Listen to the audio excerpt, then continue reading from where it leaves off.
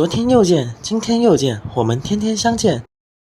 大家好，欢迎回到天天相见厨房。西兰花是我们餐桌上最常见的一道食材，很多朋友想吃不会做，今天我就把详细的方法分享给大家，让你在家里面也能炒出饭店的味道。我们需要准备的材料有西兰花、西红柿、大蒜、老姜、小米椒、花椒、八角。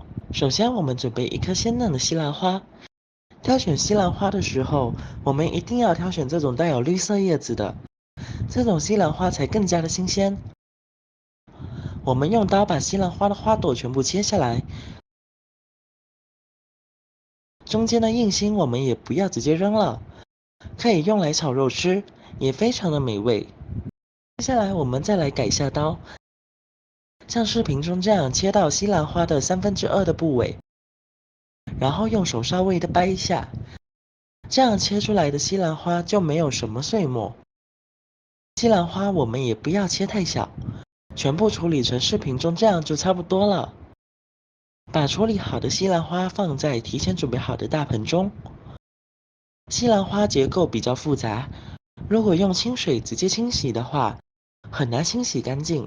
我们要往里面加入大半勺的食盐和1勺普通面粉，接着我们再加入多一点的清水。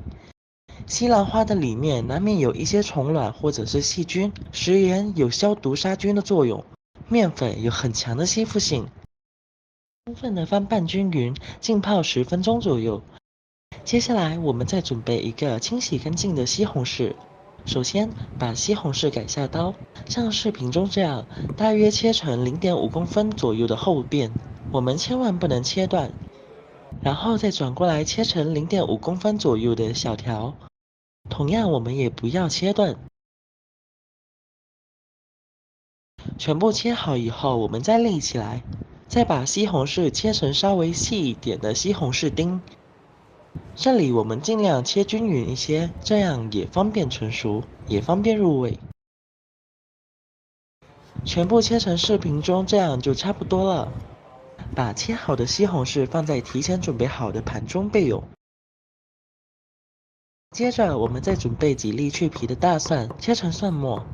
今天的蒜末我们也可以稍微的多准备一些，增加西兰花的蒜香味。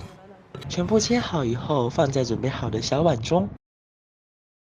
准备1块去皮的老姜，切成姜丝，最后全部切成稍微细一点的姜末，全部切好和蒜末放在一起。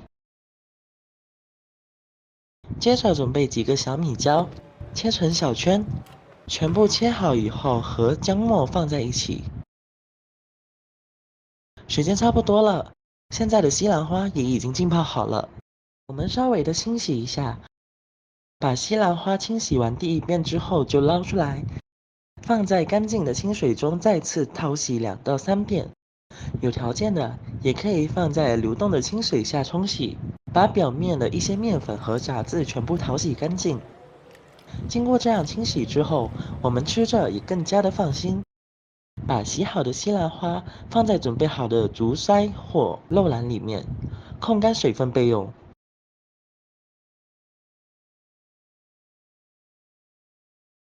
接着我们再准备一个蒸锅，把水烧开，然后把控干水分的西兰花放在蒸锅里面。我们要提前把西兰花蒸熟，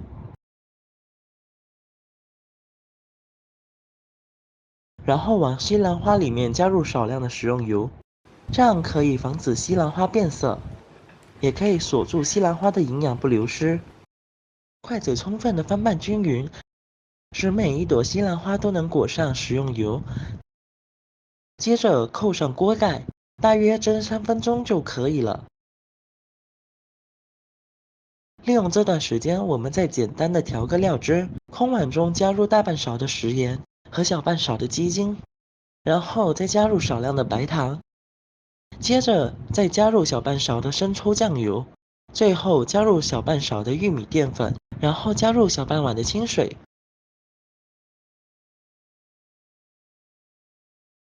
用勺子充分的搅拌一下，使所有的调味料完全的融合在一起。时间差不多了，我们打开锅盖看一下，一股西兰花的清香味扑鼻而来。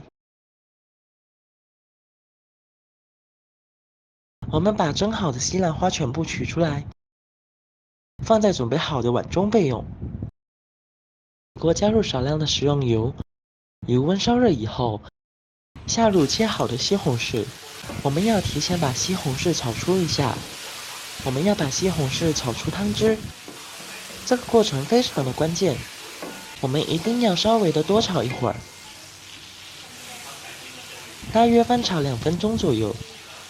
现在的西红柿也已经炒出了汤汁，接下来把切好的姜蒜、小米椒也倒在锅中，再次翻炒均匀，把姜蒜炒出香味，把小米椒炒出辣味。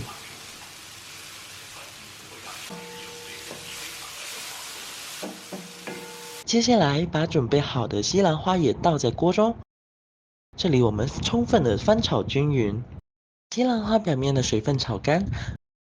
很多朋友在炒西兰花的时候总是在纠结，到底是焯水还是直接下锅炒。其实焯过水之后的西兰花营养很容易流失，如果直接下锅炒的话很难成熟。我们提前把西兰花蒸一下，这样更加方便操作，而且营养不流失。然后我们把准备好的料汁全部倒在锅里，再次翻炒均匀，使所有的西兰花都能裹上料汁。亲爱的朋友们，视频都看到这里了，借您发财的小手点个赞再走呗！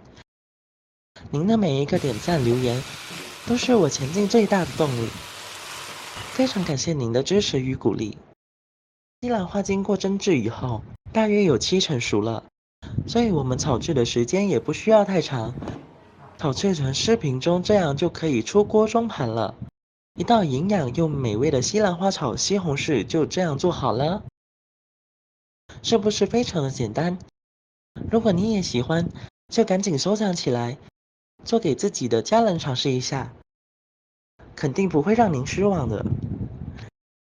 西兰花含有丰富的绿叶素和膳食纤维，以及各种微量元素，经常食用对身体非常的有好处。稍微总结一下，西兰花在我们蒸制的时候，千万不能蒸太长的时间，而且一定要加入少量的食用油。只要记住这2点，你也可以做出比饭店还好吃的西兰花。如果你喜欢这个视频，帮忙给我点个赞，并订阅我的频道。别忘了在下面留言，告诉我你有学会做这个家常菜了吗？